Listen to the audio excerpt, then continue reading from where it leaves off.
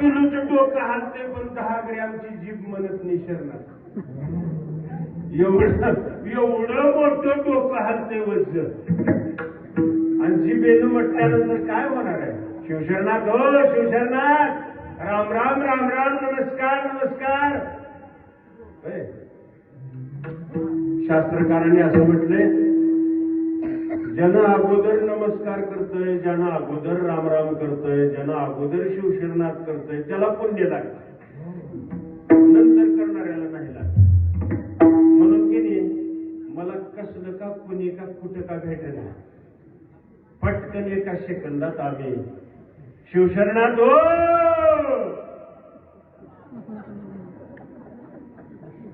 शिवशरणात. ह्या कायेनं शरण जा. जरा शरीरामध्ये लवचिकता ठेवा. म्हणून तर जुनाट मंदिराच्या चौकटी छोट्या होत्या. वाकलं पाहिजे मंदिरामध्ये.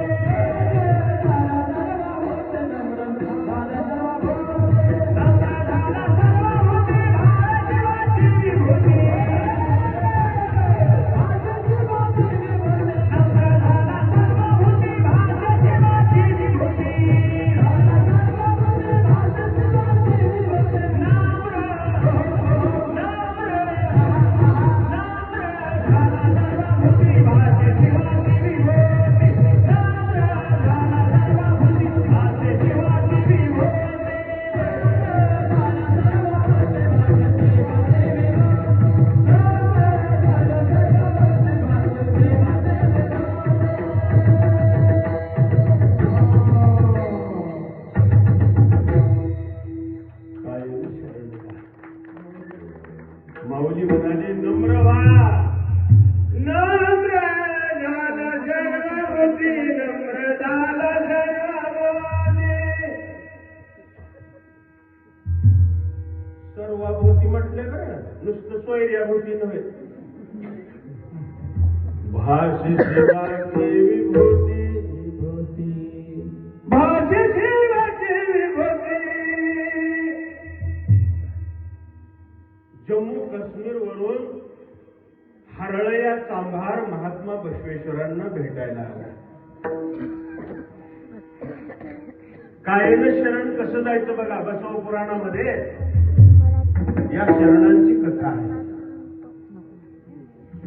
हरळया चांभार महात्मा बसवेश्वरांना भेटायला आला. महात्मा बसवेश्वर म्हटल्यानंतर बिज्जल राजांच्या दरबारामध्ये प्रधानमंत्री होते. असं घोड्यावर निघालं म्हणजे काय ती शरीर यष्टी, काय ते सौंदर्य. जगातला पहिला महात्मा महात्मा बसवेश्वर घोड्यावर निघाले आणि हरळयानं लांबून बघितलं. बापरे, हरळया शरणात करायच्या अगोदर तर महात्मा बसवेश्वरांनी घोड्यावर उडी टाकली.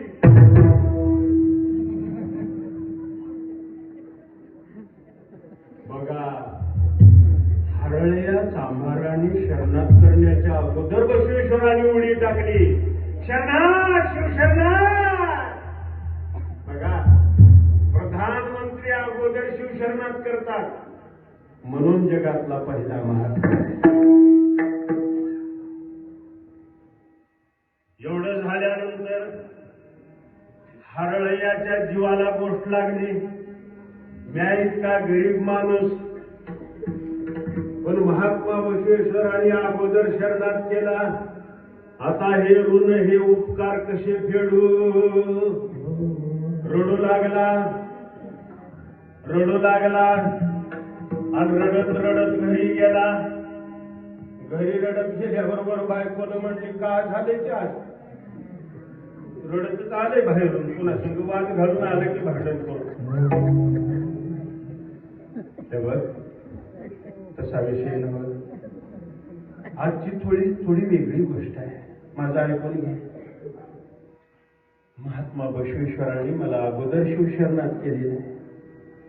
मी या ऋणातून कसं फेडू? मला तर असं वाटतंय बघ, अहो आपल्या नवऱ्याचं दुःख जाणते ती अर्धांगिनी आहे. अर्धांगी पार्वती सुमनाच्या विभूतीचे उदान श्रीकंठाजीला ऐसा शंकर जो विभू मानला. जय देव जय देव जय श्री शंकरा ओ स्वामी शंकरा. आरती ओ वाळू आरती ओ वाळू शंकरपूर गौरा.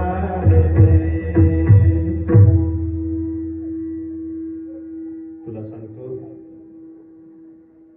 अर्धांगिनी आहेस. महात्मा बसवेश्वरांनी अगोदर शिवशरणात केल्यामुळे मी आता एक करायचं ठरवलंय.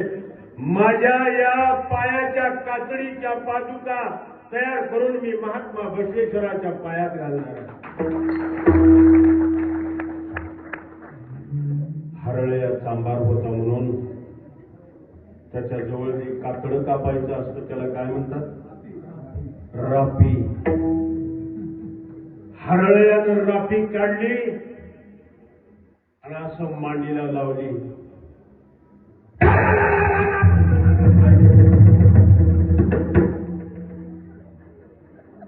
एकदा असं सांगाल तर युनिटच गेलं ते धुरून निघाला माईक मध्ये. बया तुमचा आहुजाचा आहे तर ही सुद्धा आहुजाच आहे. हे नागेश्वरानं प्रदान केलेलं आहे. कितीही ओरडू द्या आवाजच बसत नाही. त्याचं कारण एकच आहे, कीर्तन कधी होईल नाही तर न होईल, पण भजन मात्र रोज करतोय. हे त्यातलं वर्ण म्हणून माझा ठास असतो कीर्तनकारानं सुद्धा दररोज भजन केलं पाहिजे. स्वरज्ञान तालज्ञान दृष्टांत प्रमाण या सगळ्या गोष्टी कळण्यासाठी आपल्याला भजन करावं लागतं.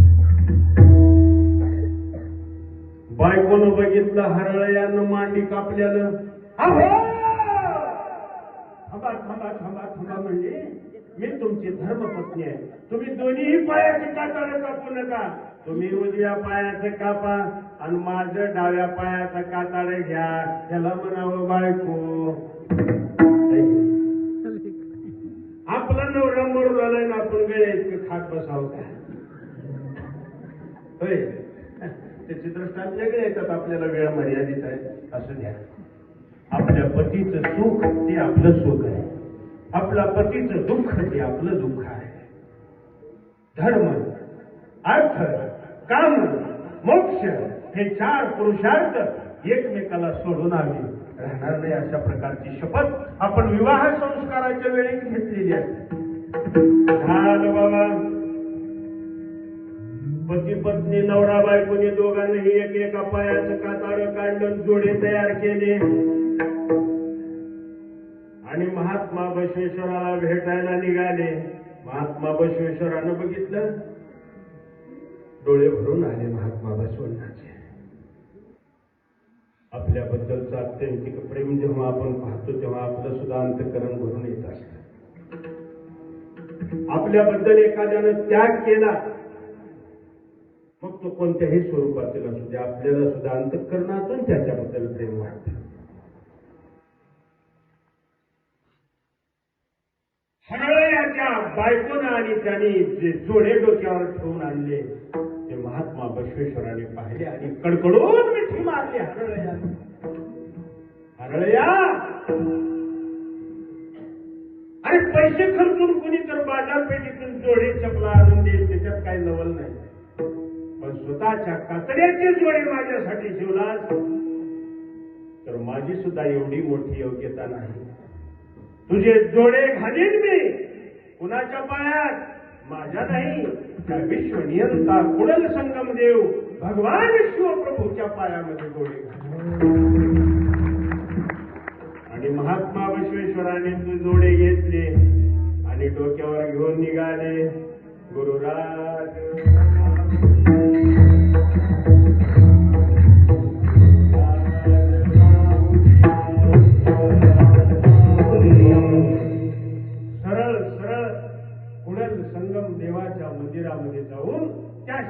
दिंडीच्या बाजूला जोडे ठेवले याला म्हणतात शरण जाणं.